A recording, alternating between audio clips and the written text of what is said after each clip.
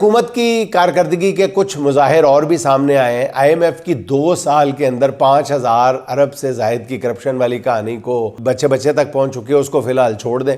پاکستان کی توانائی کا شعبہ بھی ایک خطرناک دھانے پہ آ کھڑا ہوا ہے۔ یہ جنگ کی رپورٹ ہے کہ نااہلی بڑھتی ہوئی قیمتیں اور گرتی ہوئی طلب نے بجلی کے پورے نظام کو تباہی کی طرف دھکیل دیا ہے۔ نتیجتاً صنعتی مسابقت کمزور ہوئی ہے، جس سے صارفین کا اعتماد جو ہے متزلزل ہوا ہے۔ معیشت شدید دباؤ کا شکار ہے، بجلی چوری کھلے عام جاری ہے، جس کا سارا بوجھ جو ہے ایماندار صارفین پہ ڈالا جا رہا ہے۔ رپورٹ کے مطابق حکومتی نااہلی کی بھاری قیمت جو ہے وہ کون ادا کر رہا ہے؟ عوام۔ بجلی کے شعبے میں گردشی قرضہ ایک بار پھر بے قابو ہو کر خطرے کی حد پار کر گیا۔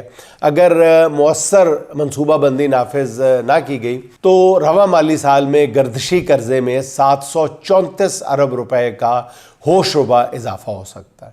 موجودہ صورتحال میں اگر پالیسی جوں کی توں رہی تو جون 2026 کے اختتام تک گردشی قرضہ موجودہ 1,600 ارب روپے سے بڑھ کے 2,350 ارب روپے تک پہنچ سکتا ہے۔ یہ سب حکومتی نااہلی کی بھیانک مسائلیں ہیں، جس پر حکومت کے حامی ادارے اور صحافی بھی اب کھل کر لکھنے لگے ہیں۔ حکومت سے ہم استدعائی کر سکتے ہیں کہ اپنے کام اور نظام میں کوئی شفافیت لائے، اور سب سے بڑھ کر جن پر انہیں حکمران بنایا گیا ہے عوام کے ساتھ کچھ نہ کچھ معاشی انصاف بھی کرنے کی کوشش کر لیں۔